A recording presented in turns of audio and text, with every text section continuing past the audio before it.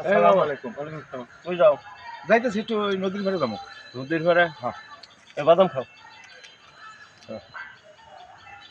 এই না কি খাও তুমি? এটা আমাদের কোনো অসকস নাই যে এটা একটা খাওয়ার জিনিস হইল। তোরা এটা খাম না আমি না। খাও নাই না? না না এটা খাই না, এটা খাওয়ার জিনিস হইল। এটা তো কোনো অস নাই কস নাই। এটার মধ্যে কি ভিটামিন আছে তুমি জানো? আচ্ছা কও দেখি। এই যে বলা যে রস নাই কষ নাই, এই যে বাদামের ভিতরটা দেখতেছো এটার ভিতরে হ্যাঁ শর্করা আছে, হ্যাঁ আমিষ আছে, হ্যাঁ। আয়রন আছে। আচ্ছা অথচ এই শুকনা দিকে মুখে স্বাদ লাগে না দিকে হ্যাঁ। তুমি কইতেছো যে রস কষ নাই খান। এটা বেশি বেশি খাবা। এই এবার আমি খিলাই দেই দেখো। এইভাবে তাহলে যে পড়ছে ওটা খুঁইটা তুলে খাই সার যে হন লাগে। খইটা দিলে খাও। আই ধানটা থেকে হ্যাঁ বাদাম খাবা, অনেক তোমার এই যে পায়ের সমস্যা না, হ্যাঁ। ইনশাল্লাহ দূর হবে।